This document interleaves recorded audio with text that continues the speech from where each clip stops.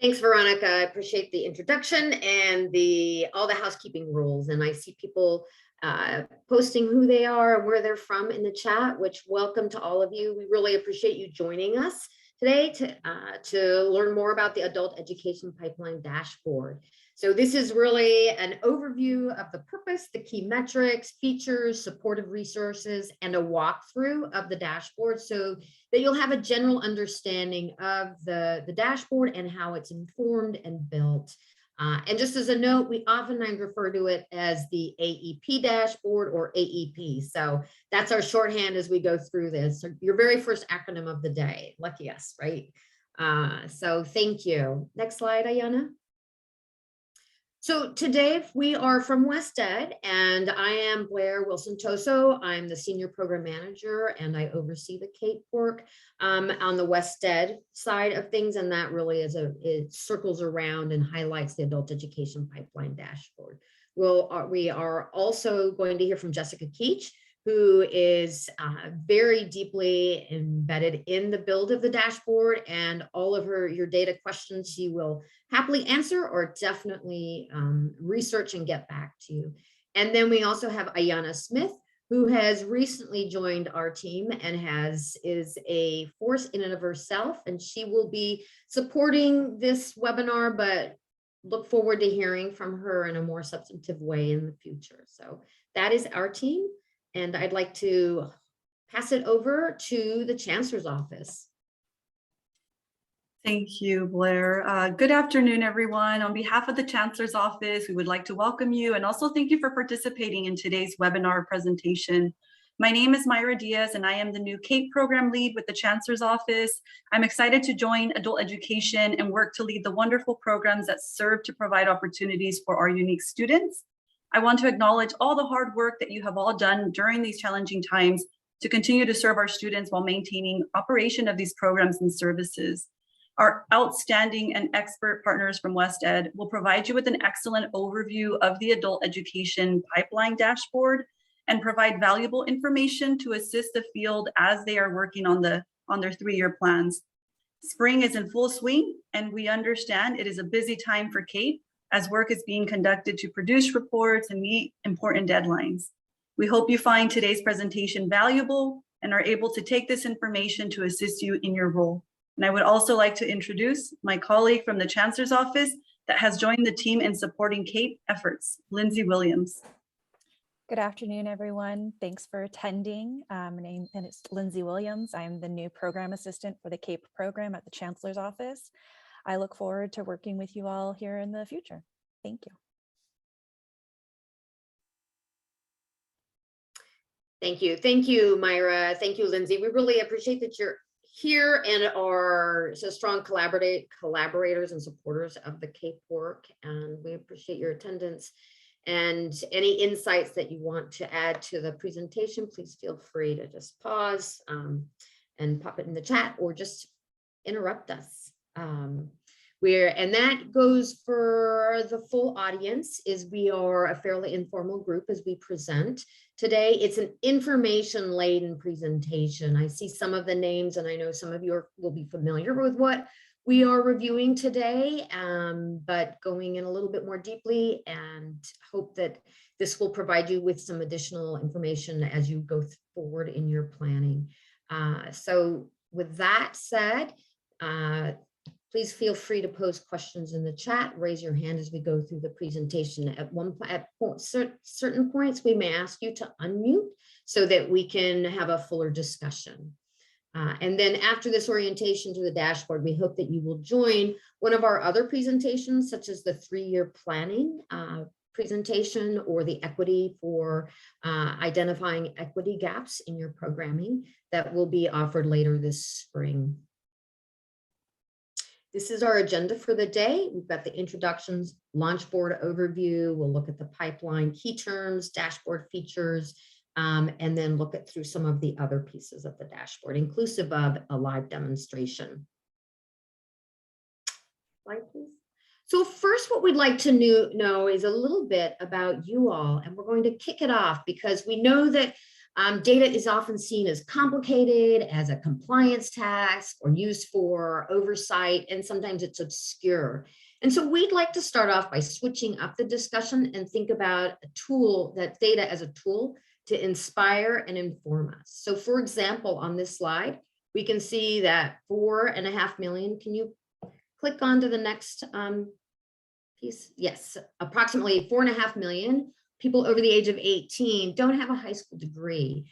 And then if we look at the data up in the blue oval, the AEP dashboard identifies that CAPE programs supported nearly 470,000 adult learners to access more than 12 hours of education, which we know for adult learners is a sizable investment of their time. So during that time, they're building literacy, language, digital, and workforce skills. And knowing that a little bit of education for adults goes a long way, we are using these two data points to inspire us in our work to figure out how to reach more of that 4.5 million learners who could access and benefit from adult education services. And if you think about data inspires us, it's inspiring to know that 4 million possible participants offers a lot of opportunity to us as adult educators to make a large difference in the adult education population. Next slide, please.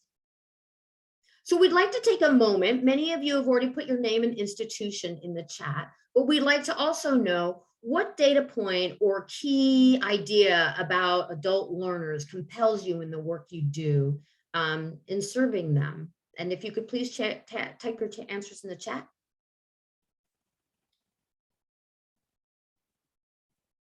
So another way of framing it is, how does data inspire you in the work that you do?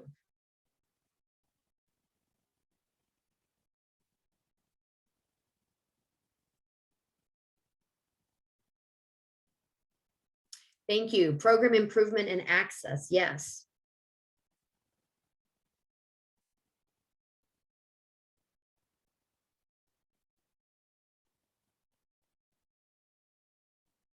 Thanks, Emma. The number of students that are college educated. Oh, interesting, Doreen. Thank you. Data can help people believe. I like that. Yes, data can help identify services that will accommodate them. Kathleen is saying watching individuals make learning gains, completed levels, improving English. Yes, all of those pieces, which sometimes we flip and think, oh, it's just showing a number, is also a number of what people have achieved. And then when there are gaps, instead of saying there's a gap, saying, wow, that is a space that we can fill, validating the efforts that are paying off. Exactly. Thank you, Jim. All right, keep putting them in there. I find it inspiring to find out how people are using data. Yes, data can give information on show successes and areas that need to improve, right? Needing to improve doesn't mean that you haven't been successful. It's an opportunity again to move forward. All right, thank you. Can we go to the next slide? So we'd first like to introduce the Adult Education Pipeline Dashboard by talking about the Launch Board, which is the home of the Adult Education Pipeline.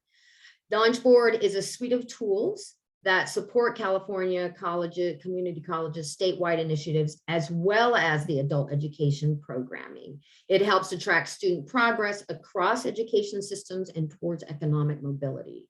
The AEP dashboard is one of these suites of dashboards, and they serve all of these dashboards, including the adult education pipeline, serves to inform professionals, policymakers, and the general public, because it's public to most, anyone who would like to come and look at the data there, about the work that is done in adult education and community colleges. This is a really unique aspect of California's work, right? Is that it's available to the public to be able to come in and view the really excellent work that's going on.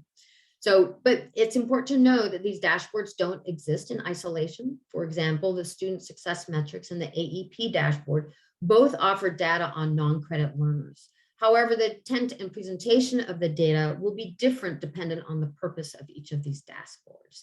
And as I said, the AEP focuses specifically on the adult learners as defined by CAPE. I'd like to mention that these dashboards are built through partner collaboration. While WestEd provides program management for all the Launchboard dashboards, and we work with the Education Results Partnership to design data visualizations and data metric calculations. We work closely with the Chancellor's Office to continue to make it a robust dashboard and identifying data points that will inform people in their work. And we also are informed by talking to the field, for example, yourselves, and getting feedback from other agencies like the RP Group and the Centers of Excellence. So it is not a singular effort, it's the many people informing it, and it's also used to support other work. Next slide, please. So now we are going to focus specifically on the adult education pipeline, which, as we all know, it is centered on the adult learner. Next slide, please. AEP is meant to serve multiple audiences, as I mentioned, administrators, consortium, practitioners, and policymakers primarily. It's been developed to help us explore questions, not just to track outcomes, but to explore questions that we have about the system, about consortia, about programs, and about the learners. It's also been developed to support program planning, which is particularly useful as the AEP dashboard identifies key aspects of the learner journey, from enrollment to transitions, educational gains, and employment outcomes. It also gives practitioners and decision makers access to more data about students and programs. So it's meant to be a fairly deep dive. The dashboard can answer questions like, what type of students are in my program? How many students leave and earn a living wage? How do my success outcomes compare across different student populations or programs? And we want to be very clear about the fact that the adult education pipeline, the data is not real-time data. People ask us this, and it is not real-time data. This is purposeful as we go through a process that ensures reliability and validity as delineated by the Chancellor's Office. And that's really so that we can track outcomes longitudinally as well as year by year. And we'll cover much more of this in depth as we go through some of the key metrics. Next slide, please. The dashboard is also important as it helps to understand alignment with the vision goals for success, the vision for success goals. Through our dashboard, you can easily identify completion of credentials, certificates, and skill attainment. You can use the data to focus on filling equity gaps as well as achievement gaps. And these can all be viewed by different locales, region, consortium, and by institution. The AEP also allows us to look at the beginning of the route for some of the adult learners for transitions to further educational experiences. So you can begin to see how these align with the success goals. And even though we may not be fully looking at the transfer to UC or CSU, we do track those initial transitions that students are making from one CAPE program to another or into additional post-secondary and training opportunities. Next slide.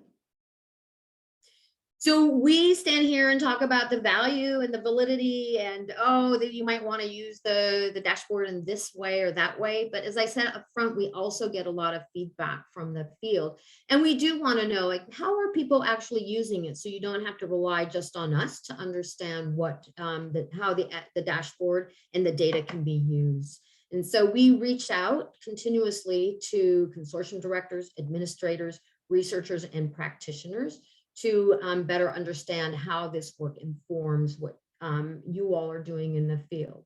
We also engage a team of field testers to review the adult education dashboard prior to the yearly launch, which is coming up in the next month. And that effort is going on right now. We've got practitioners, administrators, and consortium directors testing what the 5.0 launch is going to look like and gaining feedback from them. So in reaching out to the field, we've received a variety of responses about how the AEP helps inform their work. And it's usually to highlight data from the adult education pipeline to explain how data and the TE and MIS are summarized in many different ways. So people use it to get a holistic view of what's going on in their consortium. They have said that they use it to identify some of the similar pieces that you all posted in the chat about trends and gaps in outcomes, growth and success, and transitions and numbers. And you can see how they also use the AEP to explain their work to other people in the field and how it might relate to their work, especially for stakeholders. And you can see on the slide how some of these are direct quotes from people who have gotten back to us or we have talked to in helping them support their efforts. Now, just a quick chat, wondering if anybody has used the adult education pipeline to promote questions. Yes, Ray, we will be identifying where the data is pulled from.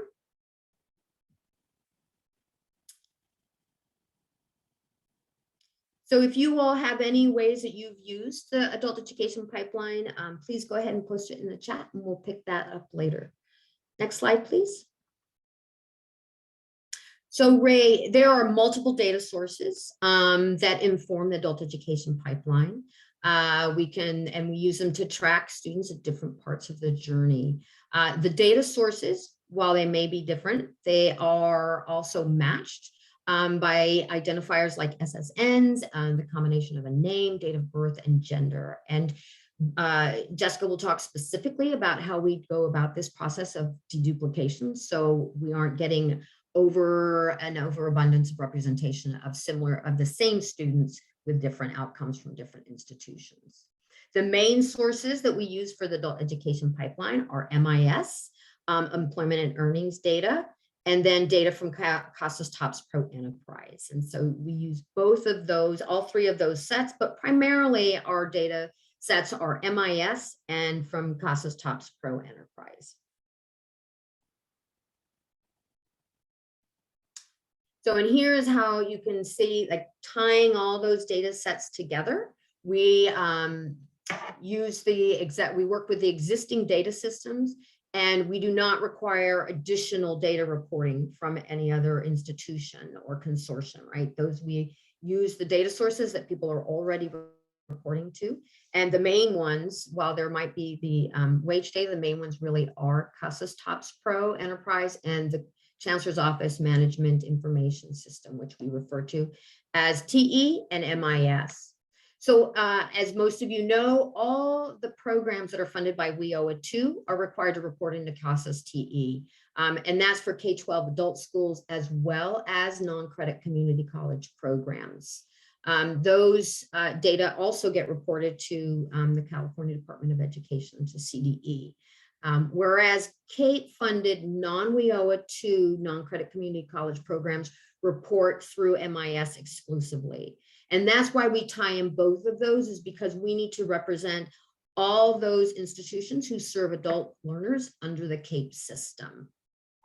The data for these two data systems are combined on the adult education pipeline using a series of metric definitions where we set up an equitable comparison between the two different data systems, so that if you are reporting outcomes, they are counted on a like system and reported as a unit to your consortium. And then you can see them separately. If you're from an institution that reports into TE and not into MIS, those data will be reported under the metrics as they appear in your CASAS TOPS Pro data submission, and similarly for the MIS reporting field. And as I mentioned, we go through a yearly update, and currently we are finalizing the update for this year, which will be the 2021 data. And we are testing that to make sure that the data is both being calculated properly and showing properly. And people want to know why we update yearly. It's not simply to refresh the data to add another year of data. It's to align to other dashboards. We also incorporate feedback from the field or from any other sources. And this is both through the user testing as we engage in conversations.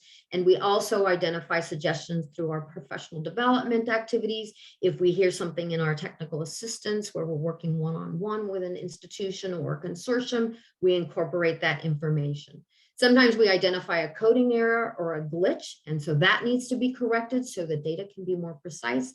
And then we also look at precision of definitions, which means we refine the definitions as the field changes their definitions. So for example, this could be in conversations with the field that we are informed that the field has a different definition as they have worked with their data. It might be in changes in the way CASA's TOPS Pro is both collecting if they've added different metrics. For example, they recently added the immigrant integration metric. So we want to refresh and make sure that that data is provided on the dashboard. Also, if there are changes in MIS, for example, last year we got an addition of an intentional high school equivalency attainment flag. And so we updated for that as well so that people have the best way of reporting their data and seeing their data. Next slide. So in making the dashboard user-friendly and student-centered, we've structured it to focus on the learner. So we have structured it to focus on the learner journey. And that is where it starts with students and programs, and then it looks at the progress that it makes while in programming. So on from progress, transition, success, employment, and earnings. But I want to be clear that just if your student does not achieve one of those successes or a transition, they are still represented on the dashboard, so that if a student has no gains or no several or transitions, they will still be counted in the students and the programs. If we get an employment and earning outcome for them, it will also be related to, that will also be visible on the dashboard. One thing to note is many of the later ones, the progress, transition, success, and employment and earnings, are based on the participants, those students who have achieved 12 or more hours. So in other words, we capture their journey no matter how long or short. Next slide. So quickly before I hand it over to Jessica, we'll just she'll be diving into really the meat of the dashboard. We wanted to frame the high-level features of the dashboard. And so that when these slides are available, you can return and frame how the next section falls through. And so just that we offer the visualization by region, consortium, institution, by program year. We have 6 high-level metrics on the tiles, and then you're able to dig deep into them. We offer the AEP scorecard that is easily accessible as a tile, so you can just quickly look in and see how you're doing on your measuring our success metrics, which are also reported to the legislature. Each one has summary infographics on each page, and then we have detailed data charts. And we also have the feature where you can disaggregate most metrics by race, ethnicity, gender, age, program, and then also first time and continuing. And we've also added a comparison view on some of these features, so you can identify how you're doing from year to year, or you can also identify how other institutions are comparing, and who you might be able to identify as someone who might be able to resource you if you have a question about that area in which they are achieving strongly. All right, now I'm going to pause and ask if there are any questions. I saw that Ray, thank you. I think Jessica responded to your question.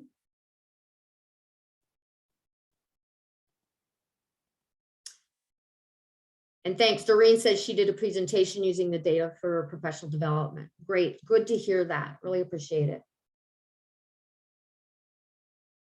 All right, I am going to go off camera and hand this over to Jessica. Thanks, Blair. Good afternoon, everyone. My name is Jessica Keach, and my pronouns are she, her, and hers. And I'm going to start by walking us through some slides on the adult education pipeline's key terms and some important processes. All right, we'll start out with something that is fundamental to the dashboard. As Blair shared earlier, the adult education pipeline takes 2 separate data sets, data from TOPS Pro Enterprise as well as data from MIS, and merges them together to provide information on adult learners. Well, as you can imagine, there are students that appear in both data sets. The Launchboard uses a derived key, which is based on a combination of last name, first name, date of birth, and gender to identify unique students across multiple data sources.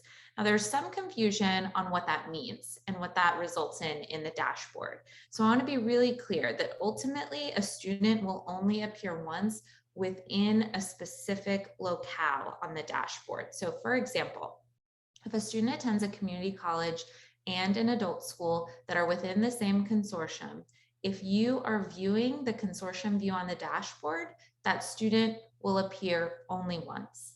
However, if you're viewing at the institution level, that community college data or the adult school data, that student will appear in both those independent views. So as you get higher in level of location at the consortium level, at the region level, at statewide, we're only seeing those students' outcomes counted once. And as you go lower into disaggregation at the institution level, you're seeing those students captured in each of those views. Next slide, please. Okay, so two key student type definitions in the dashboard are reportable individuals and participants. Our reportable individuals are students with 1 or more hours of instruction or positive attendance hours, and or students that have received services at a K-12 adult school or non-credit services at a community college. Participants are students that have received 12 or more hours of instruction or positive attendance hours in an adult education program area. And like Blair mentioned before, participants is the most commonly used denominator in the dashboard, and we're only tracking our outcomes for participants. The number of hours in this participant calculation is cumulative across CAPE program areas and across institutions. One final thing that I want to note here is that in the upcoming release of the adult education pipeline, the reportable individuals definition of 1+ hour will be aligned to 1+ hour in a CAPE program area. Currently, it's counting 1 or more hour in any non-credit, and this is specific for community colleges. So we'll have a webinar, an upcoming webinar. We'll actually have two, one before the release and one after, that helps really dive into some of these definitions, and I really encourage you to attend that to learn more about the details behind what goes into these metrics. Next slide, please. Okay, here's a look at our CAPE program areas. These are the program areas that fall under CAPE. First, English as a second language, adult basic education, adult secondary education, career technical education, which is the umbrella for workforce preparation, commonly referred to as workforce reentry, pre-apprenticeship, and short-term CTE. We also have programs for adults with disabilities and programs training to support child school success. And on the right, you can see a screenshot from the dashboard that looks at the participants in each of those program areas. So you're able to get down to that program area view. Next slide, please. Okay, I'm only going to spend one slide talking about math, but let's refresh on what a denominator and a numerator are. So the denominator, which is what we see in the bottom of a fraction, is the total number of students who can be considered for a metric, be identified in a metric. The numerator, which is what's on top of the fraction, is the total number of students who meet the criteria of the metric. And these concepts are really important when you're looking at the proportion of students who are meeting specific outcomes. Okay, so we'll take an example. The proportion of students that are achieving an educational functioning level. The denominator in that metric is the number of participants enrolled in ESL, ABE, or ASE programs. And the numerator is out of those students, out of those participants enrolled in ESL, ABE, or ASE, the number that completed an EFL gain or EFL level by pre-test, post-test, or course progression in the same program area. Okay, that's enough math. Let's go to the next slide. All right, these are lagging metrics.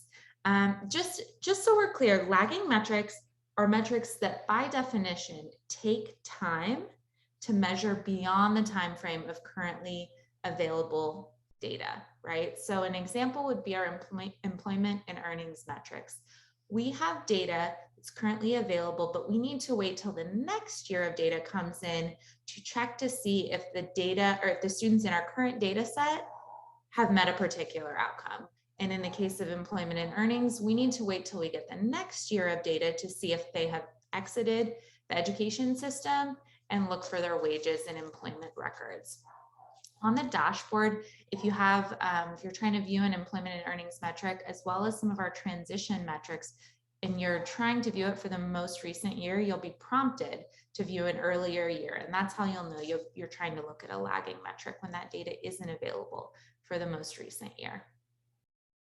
Okay, next slide. Now I'm going to walk through some highlighted dashboard features. And I'm going to do this at a pretty high level because these are just screenshots that we'll be looking at. And at the end of the presentation, I'm going to do a live demonstration, but I'm going to try to stick to some of the key points.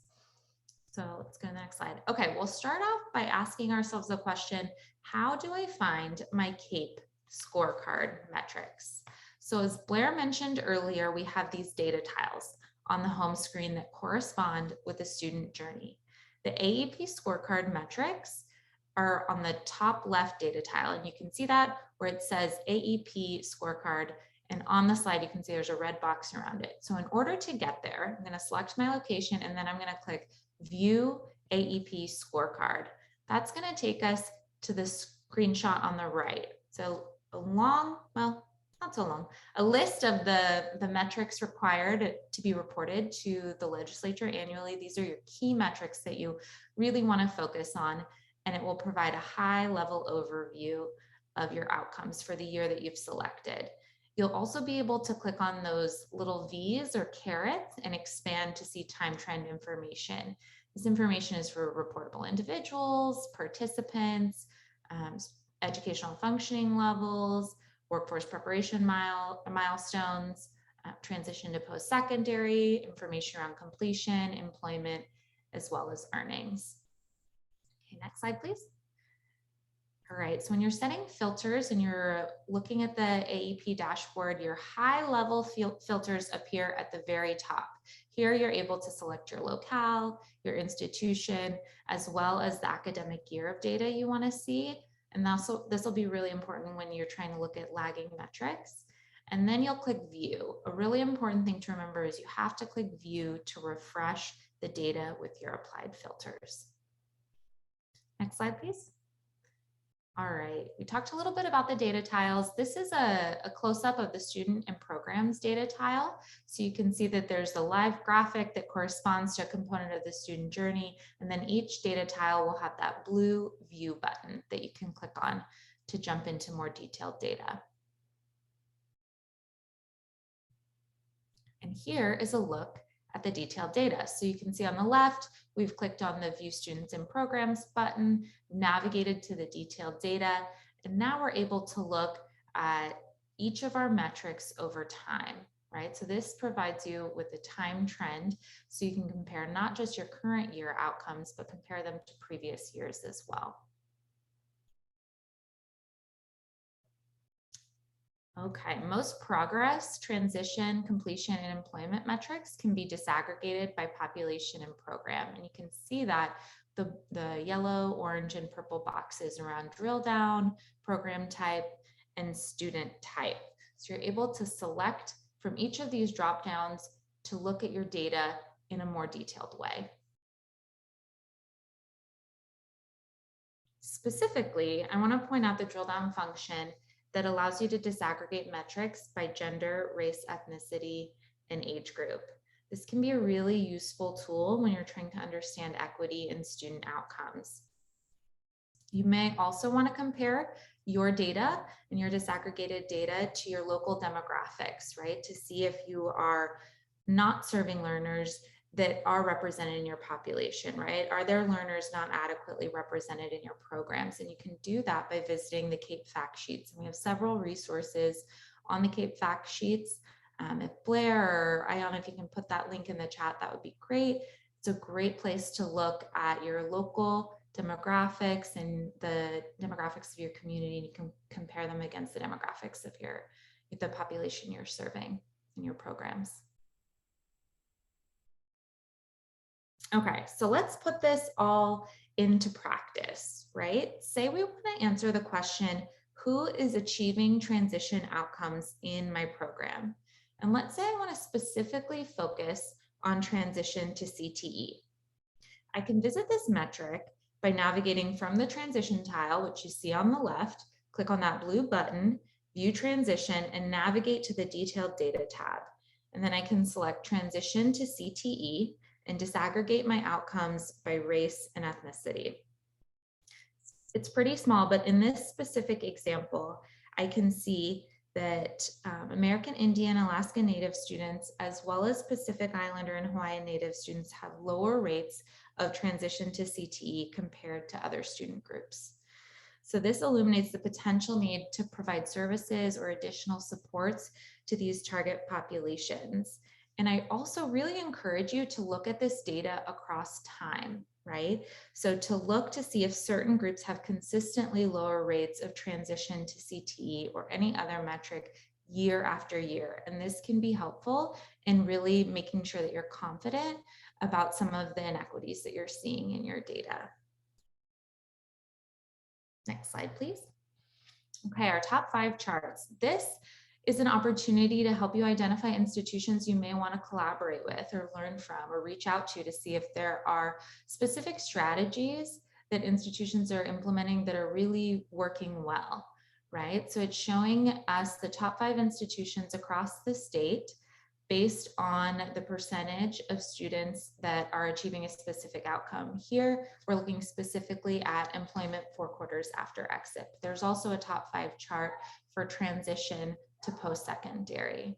You can look at the top 5 institutions across the state as well as within your region. And in the next edition, the upcoming release of the adult education pipeline, you'll be able to toggle between the top 5 institutions based on the percentage of students that achieve that outcome, as well as the number, the volume of students that achieve that outcome. So there'll be 2 different view options in the new dashboard release. Okay, tooltip. So anywhere you see this blue question mark, this little blue button, you can click on it, a pop-up will appear, and you'll be able to see more detailed information on how to understand the data that you're seeing. And we're hoping these are helpful in providing more clarity on definitions. And for the next release of the dashboard, we've done a full review, so you'll see those refreshed as well. This is my favorite view and my favorite feature of the dashboard, because this, the detailed data comparison feature, helps us really answer the question, compared to what, right? So you can see your outcomes for your students, but what does that mean in context? And this feature allows you to answer that question. So you can compare the outcomes for students in your consortium at your institution to those same outcomes for students across the state or in the region. So I really encourage you to explore this view and see how it can provide more context to your data. Finally, there's an export feature that you can use to export the aggregate data that's in the dashboard. And this is if you want to work with it in a different way and manipulate it in a different way. Okay, so next section, only 2 slides. What does coding have to do with it? I want to briefly take a moment to talk with you about coding and why it's so important. And when I say coding, I'm referring to the way your institution enters and categorizes data and the important codes that are assigned to things like courses and programs. Okay, so we know that accurate coding ensures more reliable results. I want to encourage you to engage with your research and/or consortium staff and colleagues to review the definitions in the metric definition dictionary. It's available on the CAPE website or on the dashboard's website.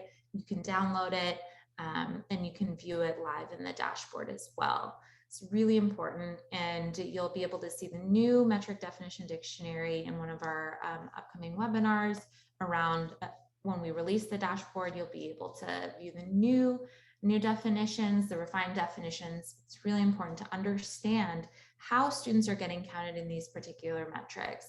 And specifically for our community college non-credit programs and partners, it's really important to understand how students get counted as reportable individuals as well as participants. It'll be important to review your non-credit course category codes at CB22. And then also review your top codes, because those are important in determining how students get into different program areas as well. Okay, this is just a brief example of why coding matters so much. So I went into Koki, the Chancellor's Office Curriculum Inventory, and I searched for non-credit courses with computer in the title. And these 3 courses, well, many courses, but these are 3 of the courses that popped up. 3 different colleges, 3 different CB22 codes, right? So one of these courses is coded to elementary and secondary basic skills. One is coded to courses for older adults, and one is coded to short-term vocational, and then 2 different top codes. Okay, so based on these codes alone, students would get categorized into different program areas based on their codes, right? Based on the definitions that we have and the codes that are assigned to these courses. These codes may be completely accurate, right? But we want to make sure and encourage you to continue to review these codes, make sure they're aligned with the curriculum in your courses, and encourage you to work directly with your local curriculum approval process if these codes need to be changed. And you can reach out to your research office, your instructional support services offices, and they can get you in contact with the right folks to do some deep dives into the codes that are currently assigned and in the system for your programs and your courses. Okay, I'm going to turn it back over to Blair to chat briefly about the resources that are available, and then I'll be back to do a live demonstration. So, thanks, Jessica. So we know this is a lot of information, and not just in this presentation, but in using the adult education pipeline dashboard in general. So we have developed a host of resources to support your work in understanding, navigating, and applying the information provided by the AEP dashboard. Next slide, please. So some of these resources are, we'll be doing a series of CAPE webinars. We are offering several 2-part sessions so we can really dig in deep and have an opportunity for people to ask questions and explore data. We've developed how-to guides, data dictionaries, and infographics, and other written resources. And also, we are very available. We are available through email. We'll do institutional or regional training, or we can do check-ins with you.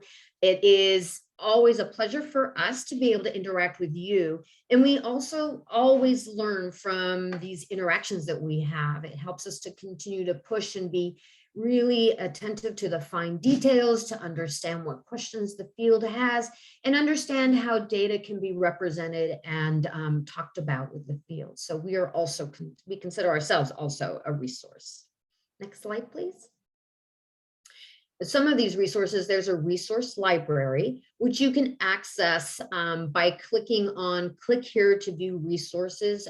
It's at the bottom of each page on the AEP dashboard, and you'll see it when Jessica does the live walkthrough, but it's right there, it clicks on, and then you can search for a host of different written documents that help you understand the data. There are deep dives like the CAPE Adult Education Pipeline Dashboard Coding Guide. It covers a lot of the information that we've talked about here, really in depth, and relates it to your work of how you might want to ensure that your data is represented on the dashboard, right? One of the things that we really hope is that people are able to submit data and then be able to really see the full representation of their students and the work that you all are doing on the dashboard. So there's also an AEP dashboard overview, which we have a little icon there. And that's a much shorter, more condensed version of the pipeline dashboard coding guide, but also give you some great graphics, and we'll give you just some really easy walkthrough steps of how to navigate the dashboard. We also have one that will look at, why does my data on the dashboard look different from my TOPS Pro data, comparison of MIS to TOPS Pro data. Those are all pieces that are there. And then we also have things like Adult Education Pipeline FAQ. When you get the PowerPoint, you can also just click on these. These should all be live links in the dashboard. I mean, in your PowerPoint presentation. Next slide, please. So one of probably the heaviest and hardest pieces, or at least the piece that people don't frequently use because it's such a dense resource, is the metrics definition dictionary. This is also linkable. It's accessible by the link on the AEP dashboard. And really it is what we call the one-stop resource for understanding the structure, the metrics, and other details that inform what you see on the dashboard. You can see how it talks about their data definitions, which will talk about the different data points, how they're displayed, any limitations or caveats. We also offer key or source documents, which is the agency crosswalks, how your institution or your consortium gets identified into a region or a district, talks about the definition of living wage, where you can find that, and all metrics appear there, and they are definitions, how they are related to COMIST or CASAS TOPS Pro metrics. It will tell you how we are calculating that and any notes that are of importance. And Jessica, I don't know, did you come on because I'm handing it over to you, or did you want to call attention to the question in the chat? Yeah, I saw that Marina asked a question about the completed 6 or more college credit units, and I'm gonna have to look more deeply into it. So I put my email in the chat. So if you'll just send me that question via email, I can look and connect with our coding partners to make sure I'm giving you the best, most accurate response.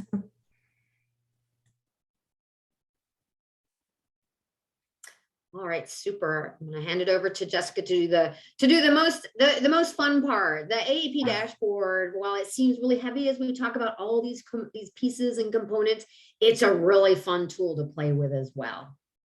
That's right. Thank you, Blair. All right, so I'm sharing my screen. It's giving me a thumbs up. I think everyone can see it.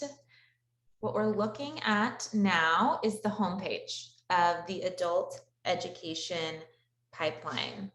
So here you can see these these data tiles that we talked about previously, right? We have our CAPE scorecard data tile. We have our 5 data tiles that correspond with the student journey, right? Progress, transition, success, employment and earnings. And then our last data tile that allows you to export consortium data.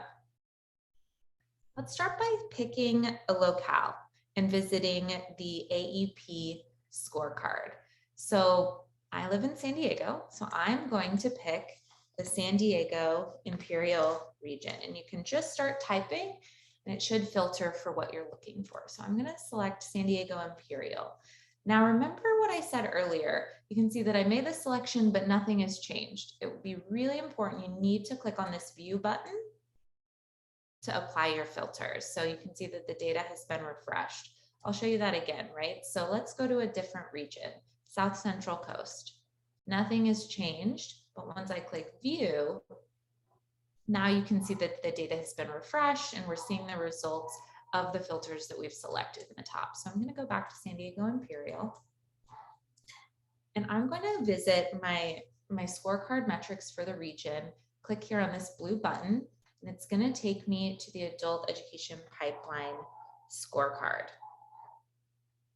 At first level, you can see the outcomes and the data for the year that's been selected, 2019-20. And remember, we have those lagging metrics, right? So our transition metrics, employment and earnings, they're not going to appear for the most recent year. And you'll know that because they have a dash in the new scorecard in the 5.0 version. We're going to have symbols that are the same across the board here, right? So you're going to see that the data will not show for those lagging metrics. Okay, and I can actually select a prior year. Now that data has been populated for those lagging metrics, right? So if you want to make sure you are seeing all of these full metrics and all of the data, you can select an earlier year. I'll go back to 1920.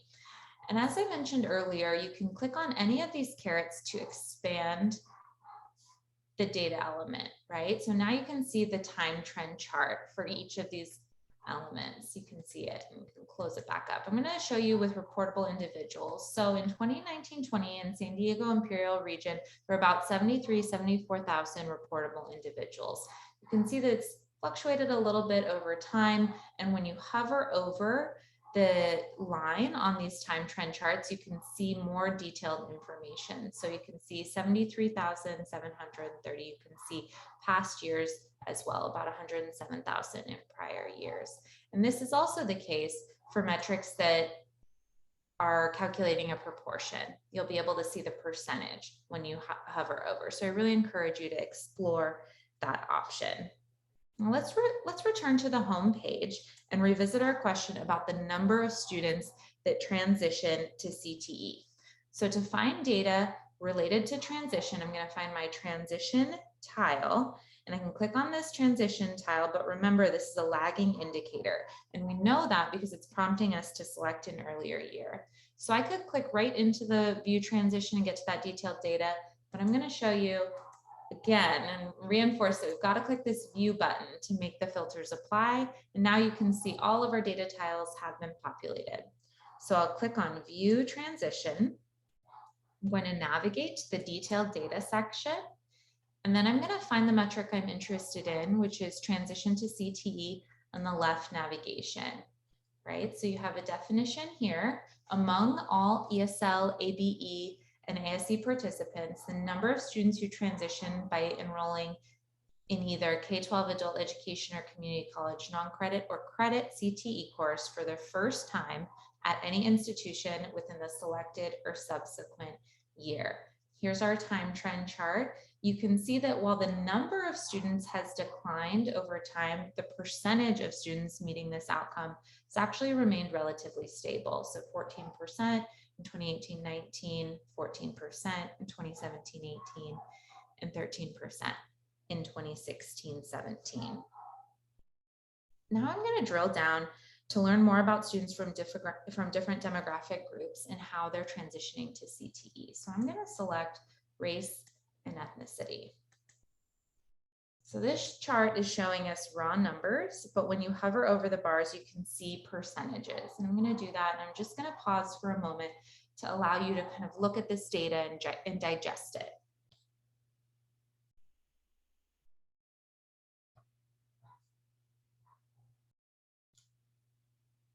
So in looking at this data, I'm able to identify groups with lower percentages of transition to CTE.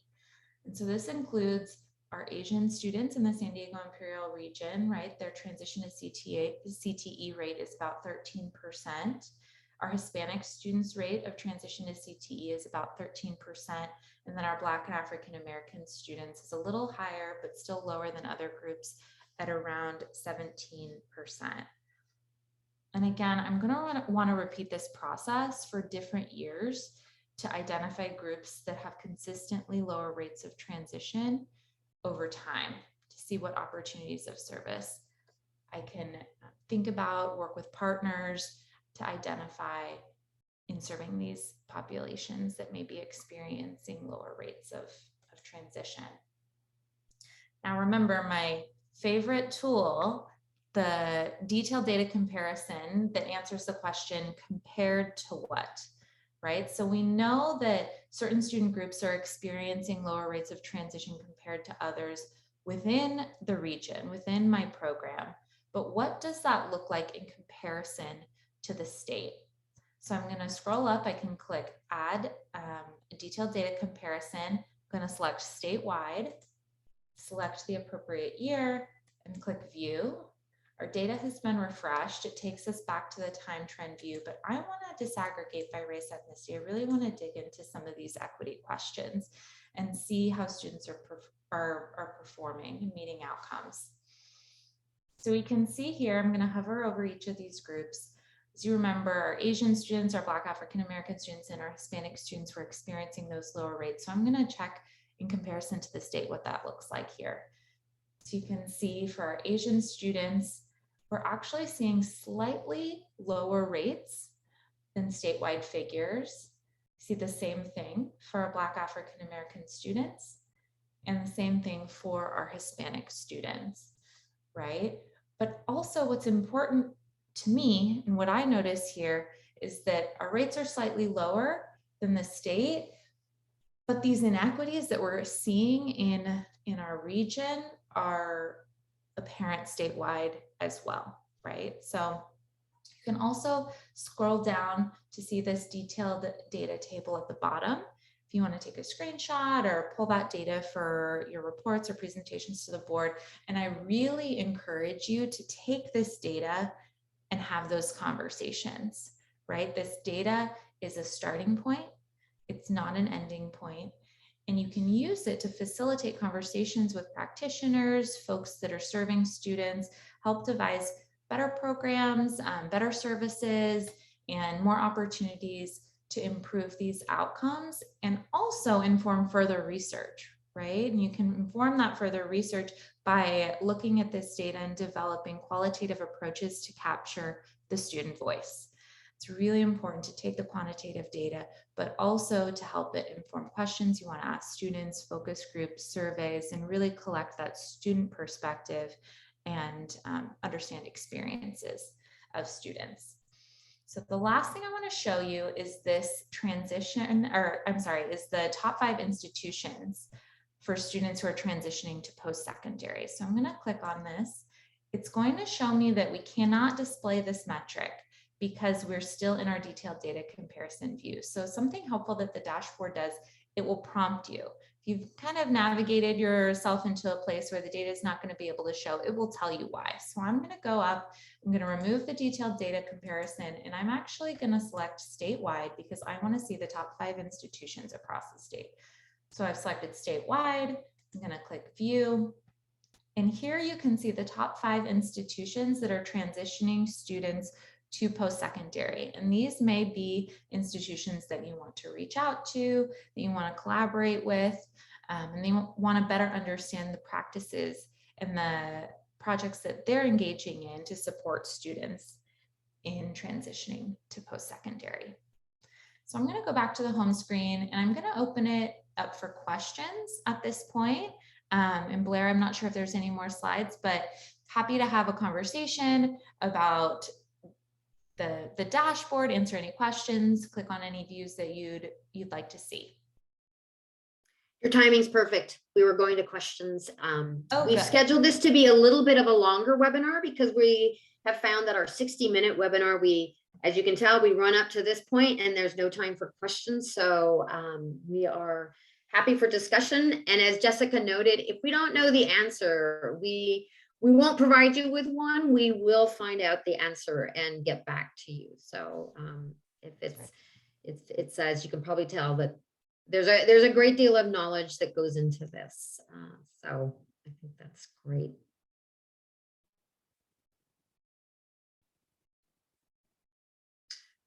Are there any questions, any curiosities, anything that you would like to look at as far as like exporting data or showing where those resources live?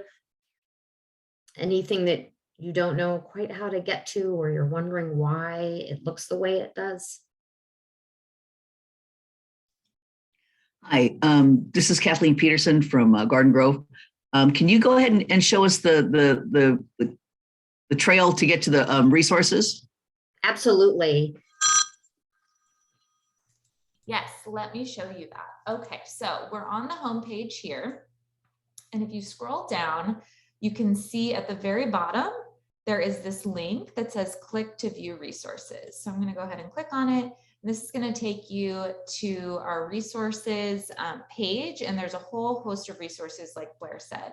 We mentioned earlier the fact sheets. Here's a guide on how to understand the CAPE fact sheets, how data aligns. So it's really just right here at the bottom. And let me show you how it appears at the bottom actually of every page, right? So anywhere you are on the dashboard, you should be able to go to the bottom and find this link to click to view resources.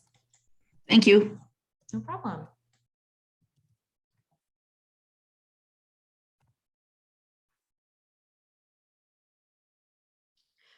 Jessica, did you want to talk a little bit about exporting the data for people who really like to get their hands dirty and can export it into into a form that they can manipulate and do their own calculations? Sure. So let's go to the Home tab.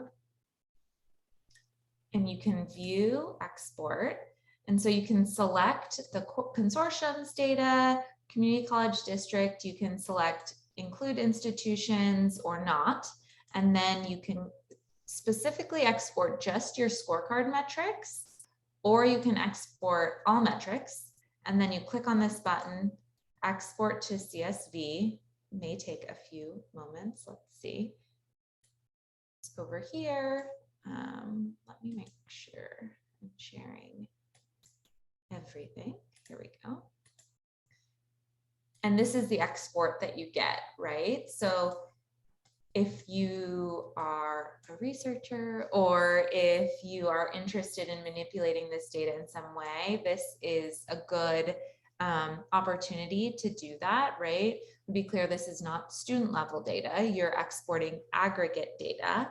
And then you can just look and see, here's the consortium name, locale, the year of the data, the metric ID. You can find the metric ID in the metric definition dictionary, but it also has the title of the metric in the file, the description of the metric, the source, and then the different levels, right? So you can see if it's data for overall, or if it's for a particular subgroup of students, first time or returning.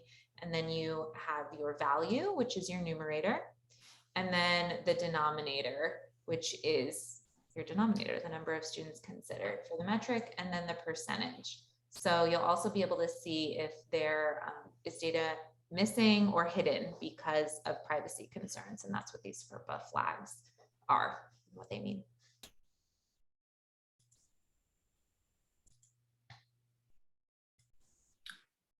Yeah, the FERPA flags are another reason why data may not show up, is that if you do not have enough students, that if by displaying them, it would compromise their anonymity, we go ahead and we hide those.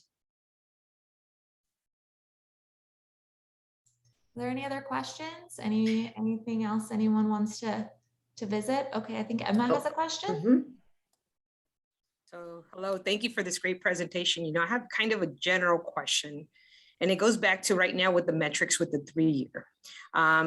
Is we came up with an issue for the community college in the sense of we don't collect, when we collect the FTES, it's not always per student.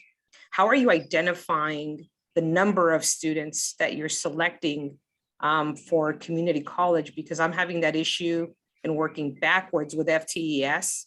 To be able to put that into the metric section of the 3-year plan.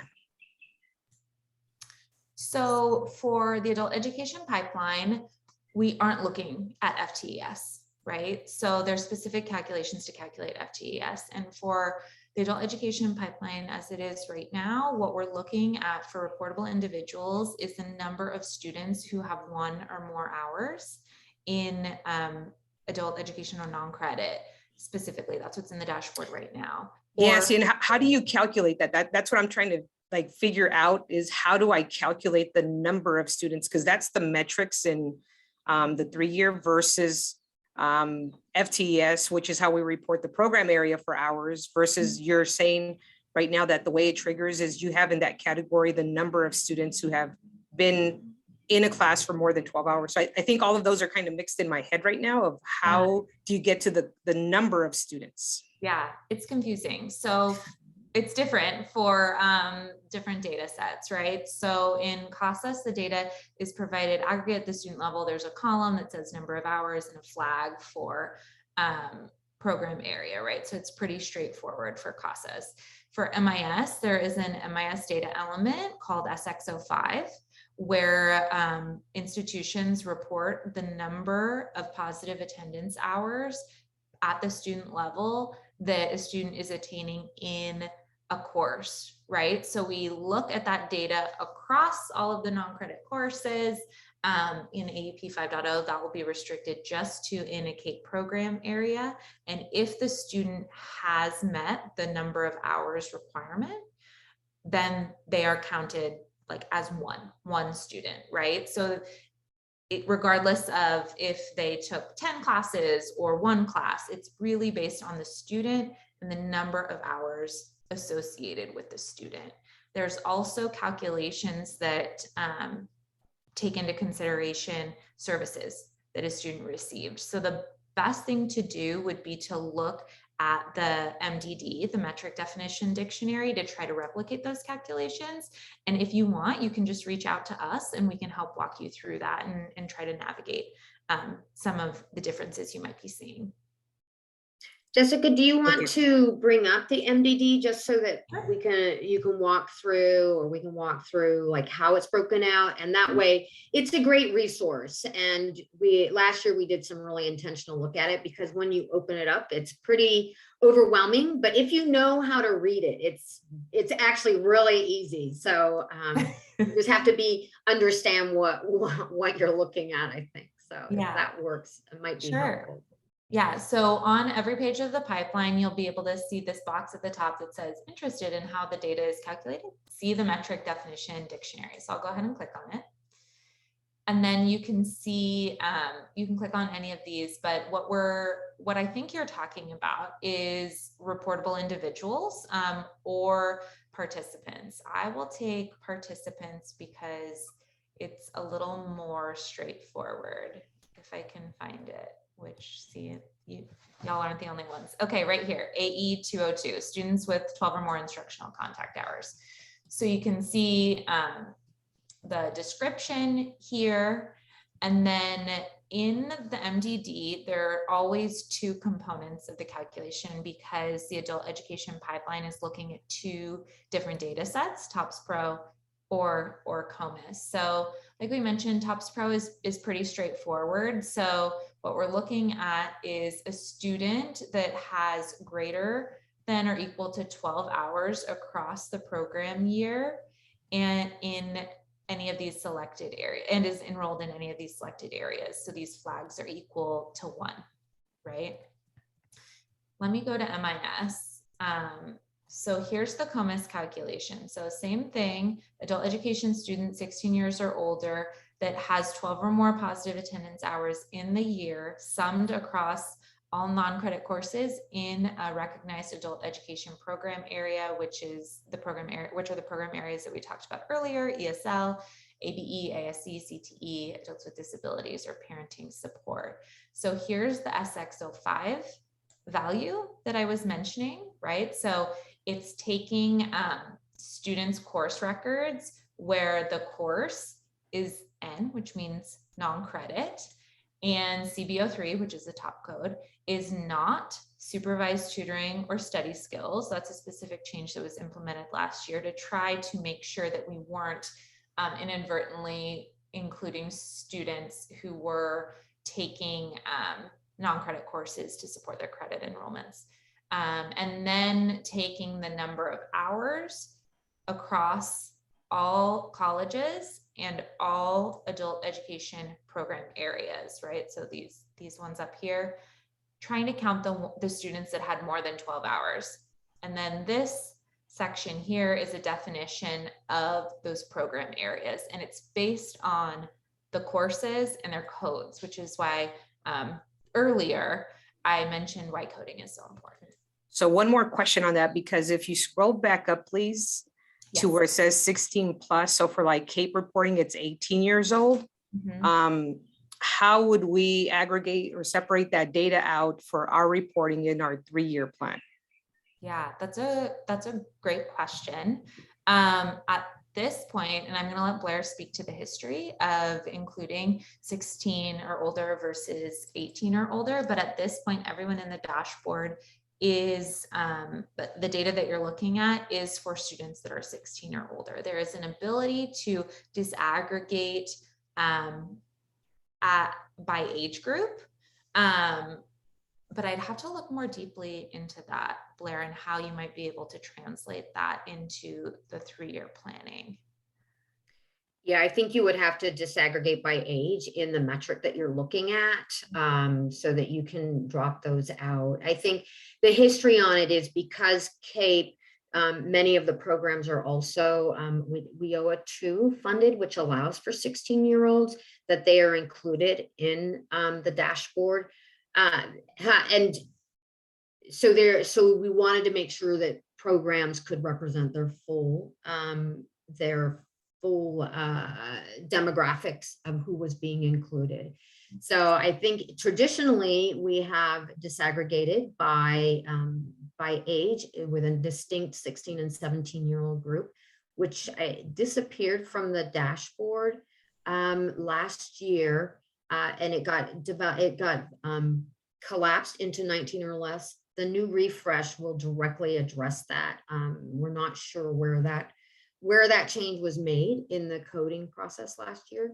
So in the updated one that is fixed, remember we talked about why do we update yearly? It's so that we can find those errors and correct them. So for your planning in the, if once it's released in mid to late April, you will be able to look at that and then disaggregate and just take those numbers out of your reporting. However, what we've also found though is that the number of 16 and 17-year-olds is very, very small, even among programs that it's under the WIOA2 allowable programming service ages.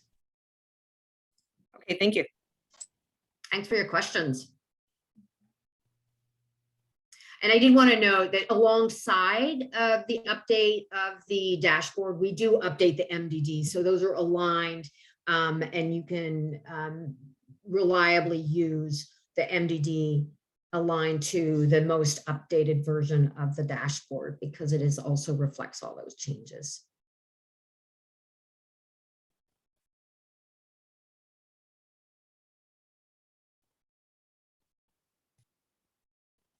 Are there any other questions?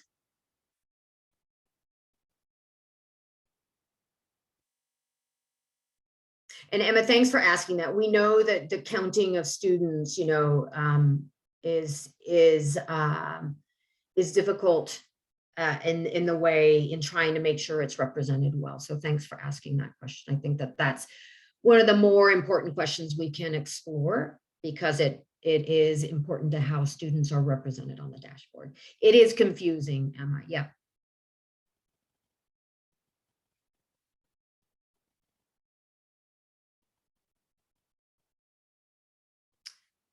All right, well then I think we're a little early. If Ayana, you can share the screen one more time, just so that we can go through the last couple of slides.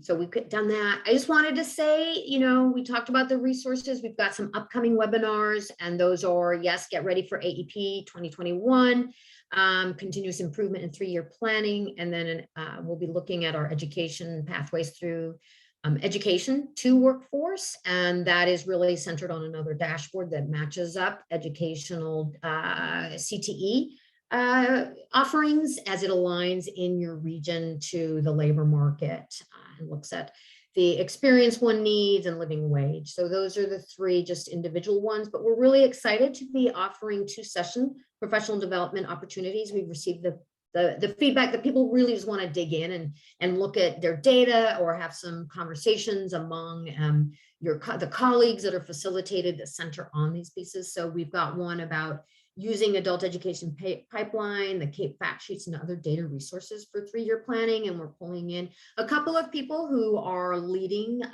these initiatives in their consortium so that we can have really some ongoing examples of what people are doing in the field and how they're using the data and other resources to inform planning. And then we'll be running one that explicitly looks at equity in CAPE programming and how to think about that and using these tools to inform your thinking, somewhat similar to what Jessica was showing you earlier about how you can dig down into that. And then the creating the career pathways is related to the education to workforce dashboard that I was just talking about. And thanks, Holly posted some of those links in the chat, which we really appreciate. And then also there's, I think, Holly, you probably want to say something about the feedback form. Yes, absolutely. Let me get my camera on. So I have dropped in the chat the evaluation form. We would love your feedback. I know the West Ed and Chancellor's Office folks would love your feedback on this session. They spent a lot of time preparing it for you. But we always look for ways that we can, if we haven't met your needs, let us know how. If you would like to see something slightly different, let us know. We do use these evaluations to form our future events and how we manage those. So please, everyone, I will drop it in the chat one more time for you, just so it's, the most current. If everyone could please just take a moment and give us your feedback. I appreciate it. And then Blair, do you have anything else you guys want to go over?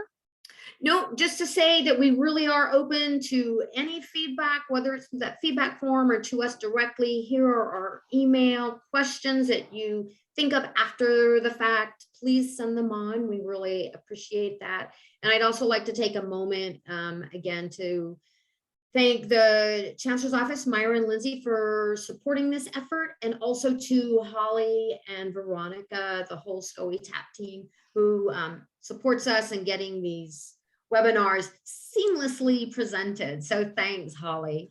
Of course. And Blair and Ayana and Jessica, thank you so much for your time today. And honestly, looking at our events calendar on my other screen, I'm just going to give you a thank you right now, because you guys are giving us a lot of your time to get this information out to the field. We appreciate everything you provided today. It was very helpful. And we do also appreciate, of course, Myra and Lindsay from the Chancellor's Office, their partnership with this to help, make it smooth. We will have the recording available and the PowerPoint available on our website. However, as you're all aware, it does have to go through a remediation process with an outside vendor.